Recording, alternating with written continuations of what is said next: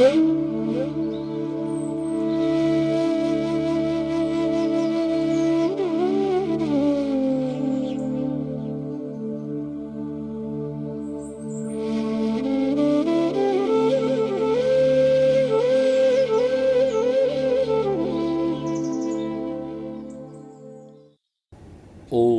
भद्रं कर्णेभिः शृण्वामदेवः भद्रं पश्येमाक्षभिर्यजत्रा स्थिरैरङ्गैष्ठवांसस्तनूभिः वसेम देवहितं यदायु।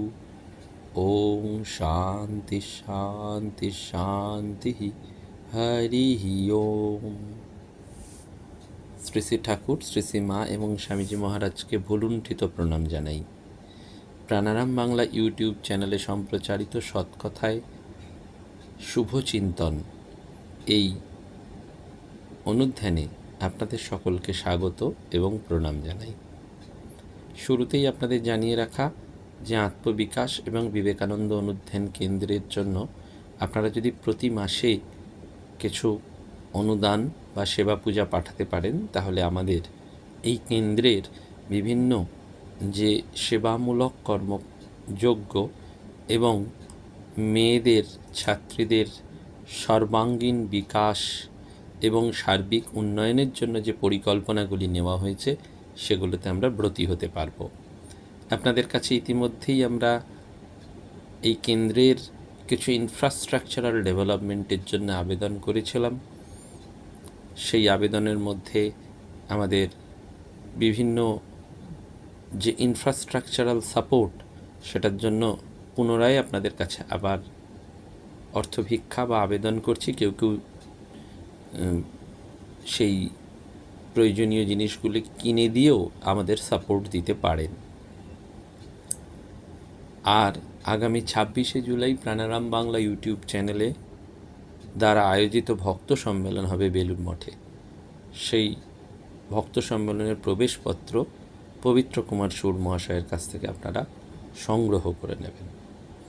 আর যারা আত্মবিকাশ ও বিবেকানন্দ অনুধ্যান কেন্দ্রের জন্য অর্থ পাঠাতে চাইছেন, তারা পাঠানোর পর আমাদের কাছে নাম, ঠিকানা এবং প্যান নাম্বারটি অতি অবশ্যই দেবেন, কারণ একটি স্বচ্ছ হিসেব পরিষেবা দেওয়ার জন্য আমরা আপনাদের বিল অবশ্যই পাঠাবো।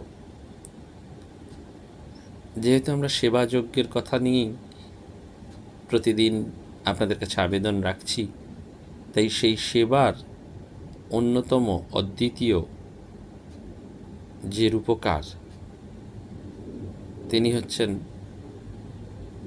পূজ্যপাদ স্বামী অখণ্ডানন্দজি মহারাজ।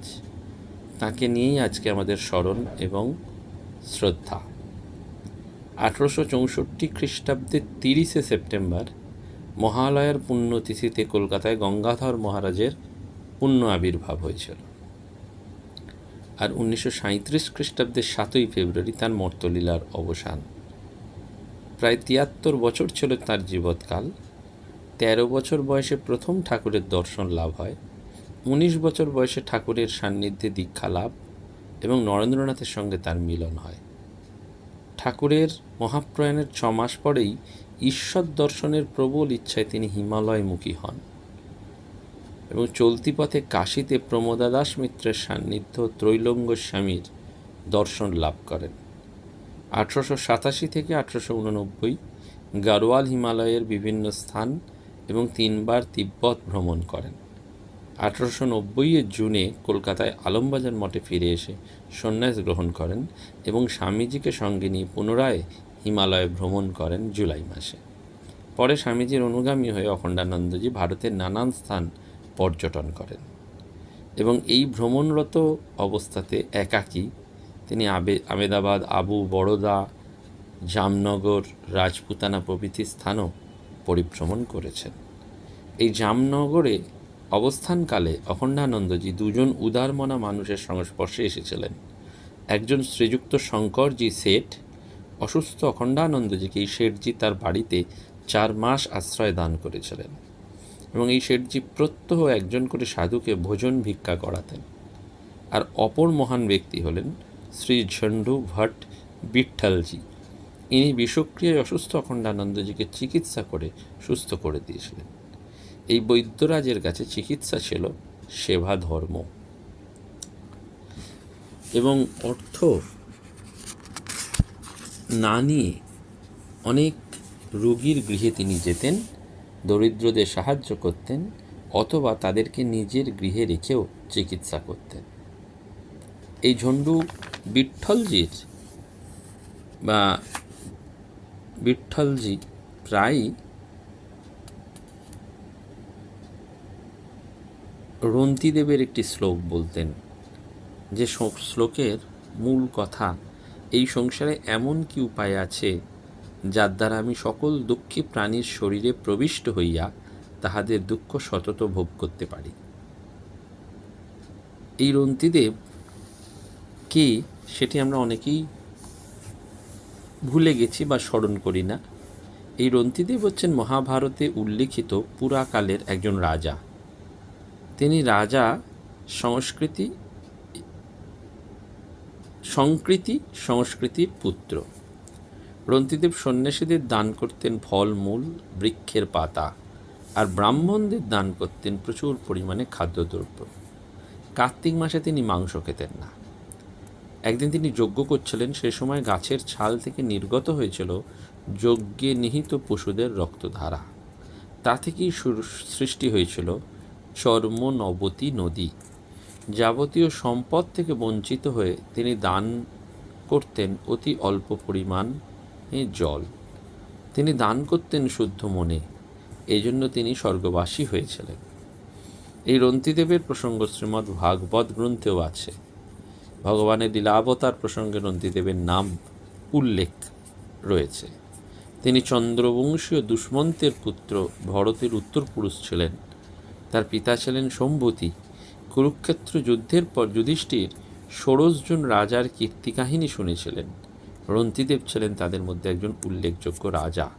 তাঁর তপস্যায় তুষ্ট হয়ে ইন্দ্র তাঁকে বর দিয়েছিলেন যে তিনি অশেষ অন্নের অধিকারী হবেন। সেই অন্নে সর্বদা সম্পন্ন হবে অতিথি সৎকার। ব্রাহ্মণদের সব কিছু দান করে তিনি বনবাসী হন। সেখানে প্রতিদিন ৪,০০০ গো, মহিষ ও অন্যান্য পশু বলি দেওয়া হতো অতিথি সৎকারের জন্য। তিনি নিজে কিন্তু সম্পূর্ণভাবে নিরামিষাশী ছিলেন। নিহত পশুদের চর্ম নিঃসৃত রক্ত থেকে উৎপন্ন হয়েছে এই চর্মনবতী নদী। সেই নদী রাজপুতানায় চম্বল নদী নামে পরিচিত। এই ঝন্ডু ভট্টজি সম্পর্কে স্বামীজি বলেছিলেন যে অনেক স্থান দেখেছি, অনেক দাতা দেখেছি, কিন্তু ঝন্ডু বিঠ্ঠলজির মতন দয়ালু পুরুষ কোথাও দেখিনি। স্বামী অখণ্ডানন্দজির মতেও এই ভট্টজি হচ্ছেন অদ্বিতীয় দাতা। তিনি উপলব্ধি করেছিলেন যে মানুষের সেবা করা এবং মানুষকে ভালোবাসা যে সর্বাপেক্ষা শ্রেষ্ঠ, তাহা আমি ভট্টজির জীবন দেখিয়া বিশেষ রূপে হৃদয়ঙ্গম করি। অসুখের সময় এই মহাপুরুষের সেবা করিয়া আনন্দ পাইতাম। এই ভারতীয় পরম্পরায় সেজন্য এই সেবাব্রত একটি বিশেষ অর্থ। মানুষ জ্ঞানে মানুষের সেবা হচ্ছে মানবতাবাদ, কিন্তু ঈশ্বর জ্ঞানে জীব সেবা হচ্ছে নিত্য ধর্মের একটি প্রবচন। সেই জন্য ঠাকুর ওই ১৮৮৪ সালে দক্ষিণেশ্বরে কোনো সময় সমাধি অবস্থায় বলেছিলেন, না জীবে দয়া নয়, শিবজ্ঞানে জীব সেবা। লীলা প্রসঙ্গকার সেইটি লিখেছেন, ঠাকুর আজ ভাবাবেশে যাহা বলিলেন তাহাতে বুঝা গেল মনের বেদান্তকে ঘরে আনা যায়, সংসারের সকল কাজে উহাকে অবলম্বন করিতে পারা যায়। এই যে সংসারের সকল কাজে এই সেবা, সেই জন্য আমাদের বারবার মনে রাখতে হবে যে এই সেবা, যেটি খুব সুন্দর করে গঙ্গাধর মহারাজও বলেছিলেন, তার স্মৃতিকথায় লিখেছেন যে জামনগরে সেবাব্রতের সূচনা, রাজপুতানায় ক্ষেত্রিতে ক্রমোন্নতি, আর মুর্শিদাবাদে উহার প্রসার ও পরিণতি। এবং ওই ঝন্ডু ভট্টজির মুখে তিনি আরও একটি শ্লোকও শুনেছিলেন, যার অর্থ, আমি এমন স্বর্গ বা বৈকুণ্ঠ চাহি না যেখানে মানবের সেবা বা উপকার করবার কোনো সুযোগ নেই। মানুষের সেবার দ্বারা মানুষ মুক্ত হয়ে যেতে পারে। এবং এই জন্যেই কিন্তু আপনাদের আমরা এই আত্মবিকাশ এবং বিবেকানন্দ অনুধ্যান কেন্দ্রে প্রত্যক্ষ এবং পরোক্ষ রূপে এই সেবা করার একটা সুযোগের কথা আপনাদের কাছে অনুরোধের মাধ্যমে আমরা বারবার চেষ্টা করার বা বারবার আমরা বলি।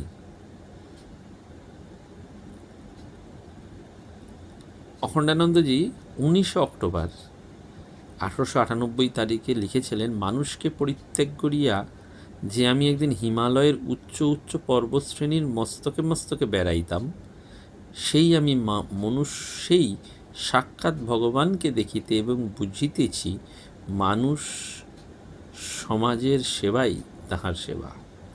ভগবান যেন আসি আমার কানে কানে বলিতেছেন, ওরে এই মানুষই বৈদিক মন্ত্র 10টা ঋষি ও রামকৃষ্ণাদি অবতার, এই মানুষই সব। স্বামীজিও সেই কথা বলেছেন, আমাদের উপনিষদ বেদান্তেরও কথা, অমৃতস্য পুত্রা বেদাহমেতং পুরুষম মহান্তম, অর্থাৎ মানুষ মাত্রই সেই মহত্বের আধার এবং অমৃতত্বের অধিকারী। সেজন্য অনাথ আশ্রম প্রতিষ্ঠা করার পরেই অখণ্ডানন্দজি এইটি বারবার লিখেছিলেন যে এখানে সেবা কাজ বুভুক্ষুকে অন্নদান, অনাথকে আশ্রয়দানের মধ্যেই সীমিত নয়। অনাথ আশ্রমের উদ্দেশ্য বালকদের কায়িক ও বৌদ্ধিক, নৈতিক ও আধ্যাত্মিক বিষয়ে শিক্ষাদান। এই যে আত্মবিকাশ এবং বিবেকানন্দ অনুধ্যান কেন্দ্রে যে 10টি মেয়ে, কারণ আমাদের সাধ অনেক থাকলেও সাধ্য কম, আমরা বহু মেয়েদের নিতে পারছি না, কারণ মেয়েদের নিলেই স্কলারশিপ দিতে হবে। সেই স্কলারশিপের অর্থ তো আমাদের কাছে নেই। আমাদের কাছে ইতিমধ্যে যারা অর্থ পাঠিয়েছেন তারা এক একটি মেয়ের দায়িত্ব নিয়েছেন, মাসে দায়িত্বটি নিয়েছেন। সুতরাং অনেক মেয়েকে নিতে গেলে আপনাদের অনেককেই স্কলারশিপের টাকা দিতে হবে। সেজন্য এই মেয়েদের আমরা নিতে পারছি না। কিন্তু ওই যে স্কলারশিপ দেওয়াটাই শুধু নয়, তাদেরকে স্কিল ডেভেলপমেন্ট, এই যে বলছেন কায়িক এবং বৌদ্ধিক আর নৈতিক আর আধ্যাত্মিক চরিত্র না গঠিত হলে হাজার হাসপাতাল করা হোক আর হাজার মন্দির গঠন করা হোক, হাজার অ্যাসাইলাম তৈরি হোক, কিছুই হবে না। সেজন্য তাদের নৈতিক এবং আধ্যাত্মিক বিষয়ে প্রতি সপ্তাহের মঙ্গলবার সন্ধেবেলায় তাদের পাঠচক্র পড়ানো হচ্ছে, স্বামীজির ক্লাস করানো হচ্ছে, স্বামীজির বাড়িতে তাদের পরিভ্রমণ করানো হচ্ছে। তাদেরকে দিয়ে আমরা সেবা কাজ করাবো, এটি আমাদের ইচ্ছা রয়েছে। অর্থাৎ তাদের ইচ্ছা শক্তিকে সঠিক এবং সুদক্ষভাবে ঠাকুরমা স্বামীজির দিকে পরিচালিত করা, যাতে তারা সত্যিকারের মানুষ হয়ে উঠতে পারে। তাদেরকে একদিন আমরা খাবার দিলাম, খাতা দিলাম, পেন দিলাম, সেটা না, তাদের আত্মনির্ভরশীল করে তোলা। আর এই পাশাপাশি সুযোগ রয়েছে আপনারা আপনাদের প্রিয়জনদের জন্মদিন বা বিশেষ দিনও এই ছোট্ট মেয়েদের, যেহেতু এদের সংখ্যাটি অনেক কম, তাদের মধ্যেও আপনারা সেলিব্রেট করতে পারেন বিভিন্ন তাদের প্রয়োজনীয় জিনিস প্রদান করে, যেমন খাতা, টিফিন বক্স, পেন্সিল বক্স, পরীক্ষার বোর্ড দেয়া ইত্যাদি ইত্যাদি। এগুলো প্রত্যেকটাই তাদের কাজে। এই যে অখণ্ডানন্দজি মহারাজ সেটি বলছেন। এবং গ্রামের সাধারণ মানুষ যাতে শিক্ষিত বালকদের দৃষ্টান্তরূপে গ্রহণ করতে পারে, তাদের কারিগরি বিদ্যা এবং চরিত্র বলের দ্বারা উপকৃত হতে পারে, সেটি আমাদের বারবার মনে রাখতে হবে যে এইটি কিন্তু এই সেবার মূল সূচনা ছিল। সেই জন্য তাদের মাঝে মধ্যেই ওইটি শোনানো হতো যে অসতোম সদ্গময়, আমরা যেন সেই আলোর পথে চাই। এবং আশ্রমস্থ শিল্প বিদ্যালয়ের প্রস্তুত করা গামছা, টেবিল, চেয়ার, এটাও সকলের দৃষ্টি আকর্ষণ করত। আজও যে সেবাব্রত আছে সারগাছি রামকৃষ্ণ মিশনে, সেটি ঘুরে দেখলেই আপনাদের একটা সারাদিন কেটে যাবে। এবং মহুলা গ্রামে যেখানে তিনি প্রথম শুরু করেছিলেন অখণ্ডানন্দজি, সেখানে আমার যাওয়ার সৌভাগ্য হয়েছিল। আপনারাও যারা সারগাছিতে গেছেন দেখেছেন। এবং এই সেবা করার জন্য তো একটা উৎসাহ দরকার হয় এবং একটা কর্মশক্তিও লাগে। স্বামীজি সেই চিঠি থেকে আমরা বারবার প্রেরণা পাচ্ছি, কারণ সেটা যেন চিঠি নয়, শাশ্বত প্রেরণা নির্ঝর। স্বামীজি তাতে লিখছেন, সমস্ত শক্তির ভিত্তি হচ্ছে হৃদয়। হৃদয় যত দেখাতে পারবে ততই জয়। মস্তিষ্কের ভাষা কেউ কেউ বোঝে, হৃদয়ের ভাষা আব্রহ্মস্তম্ভ পর্যন্ত সকলে বোঝে। এইটি বোঝো, ওই 2-1টি গাঁয়ের ওপর ওই 20টি অনাথ বালক সহিত অনাথাশ্রম, ওই 10 জন 20 জন কার্যকরী, এই যথেষ্ট, এই বজ্রবীজ, ওই থেকে কালে লক্ষ লক্ষ লোকের উপকার হবে। নির্ভয়ে কাজ করে যাও, ওয়াহ বাহাদুর, সাবাস সাবাস সাবাস। স্বামীজির এই চিঠি যেন আমাদেরও আজকে অনুপ্রেরণা দিচ্ছে। এই যে আমরাও বারবার বলছি আপনাদের আত্মবিকাশ এবং বিবেকানন্দ অনুধ্যান কেন্দ্রের 10 জন, দেখুন আমরা তো অনেককে নিতে পারছি না, কিন্তু এদেরকে যদি আমরা করতে পারি এটাই আমাদের বজ্রবীজ হবে। কারণ স্বামীজি বলছেন আমাদের মিশন হচ্ছে অনাথ, দরিদ্র, মূর্খ চাষাভূষোর জন্যে। আগে তাদের জন্যে করে যদি সময় থাকে তো ভদ্রলোকের জন্য। ওই চাষাভূষোর ভালোবাসা দেখে ভিজবে, পরে তারাই 2-1 পয়সা সংগ্রহ করে নিজেদের গ্রামে মিশন স্টার্ট করবে। ক্রমে ওদের মধ্যে হতে শিক্ষক বেরোবে, জয় গুরু জয় জগদম্বে, ভয় কি, বাক্যি যাতনা, শাস্ত্রফাস্ত্র মতামত আমার এই বুড়ো বয়সে বিষবৎ হয়ে যাচ্ছে। যে কাজ করবে সেই আমার মাথার মণি, ইতি নিশ্চিন্তাম। অর্থাৎ স্বামীজি এই যে কর্মীদের যেমন প্রেরণা যোগাচ্ছেন, ঠিক তেমনি সার্বিক উন্নয়নের যেন একটা পরিকল্পনাও করে দিচ্ছেন। সেই জন্য অখণ্ডানন্দজি, তিনি তো হৃদয়বান সন্ন্যাসী, তার এই প্রাণ কাঁদ্য গ্রামের মানুষের দুঃখ অবহেলা দেখে, এবং অনাথ আশ্রমের কাজ গুছিয়ে নিয়েই তিনি চেষ্টা করেছিলেন সাধারণ মানুষের নিরক্ষরতা দূরীকরণের জন্য একটি অবৈতনিক বিদ্যালয় শুরু করে দেওয়ার। এবং সেই জন্য 1897 সালের 1 মে রামকৃষ্ণ মিশন অ্যাসোসিয়েশন প্রতিষ্ঠা হয়।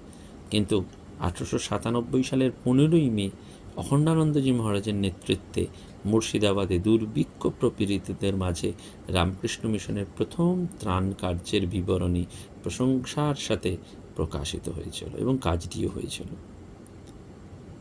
তখনকার মানুষ তো খাদ্য পানীয়ের অভাবে মরে যাচ্ছিল।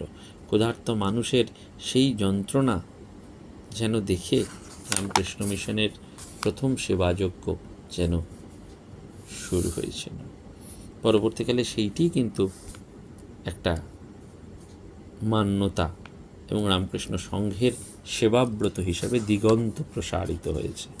পূজনীয় স্বামী রঙ্গনাথানন্দজি মহারাজ, তিনি ভারতবর্ষের পরম্পরায় বা ভারতীয় পরম্পরায় সেবাব্রতের আধ্যাত্মিক তাৎপর্য ব্যবহার করেছিলেন মুম্বাইয়ের টাটা ইনস্টিটিউট অফ সোশ্যাল সায়েন্সের সমাবর্তন সভায় 1967 সালের 3রা জুন।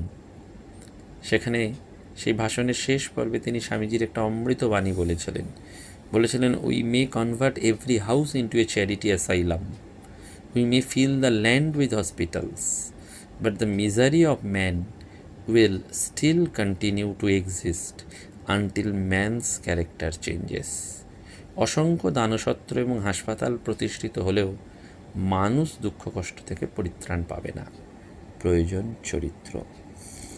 স্বামীজির এইটি formula, man making education, character building education, আজকেও রামকৃষ্ণ মিশন নরেন্দ্রপুরের যে সাফল্য, সেটির উৎসরূপে কিন্তু হেডমাস্টারমশাই মহারাজ বলছেন যে আজও নরেন্দ্রপুর রামকৃষ্ণ মিশনের ছেলেরা মোবাইলের প্রকোপ থেকে দূরে থাকে। মোবাইল ফোন, ওই যে তাদের চরিত্র, মানব সমাজের এত কিছু প্রলোভন রয়েছে, কিন্তু তার মধ্যে ওই পরিবেশের মধ্যে তাদের মানসিক প্রসারতা, মূল্যবোধ, সহনশীলতা বাড়ছে, যে একমাত্র এই মোবাইল ফোনের প্রভাব থেকে তাদের দূরে সরিয়ে রাখা হচ্ছে। এইটি কিন্তু চরিত্র গঠন। সেজন্য আমাদেরও বারবার মনে রাখতে হবে যে এই যে জীবকে দয়া নয়, শিবজ্ঞানে জীবসেবা, আমরা যেন মানুষের জন্য এতটুকু করতে পারি, তাহলে বুঝতে পারবো যে আমাদের জীবনটাও খুব সুন্দর, আনন্দময় হবে। নমস্কার, ধন্যবাদ। আপনাদের কাছে আহ্বান রইল। প্রাণারাম প্রাণারাম প্রাণারাম প্রাণারাম প্রাণারাম প্রাণারাম, কি যেন লুকানো নামে তাই মিষ্ট এত তব নাম প্রাণারাম প্রাণারাম।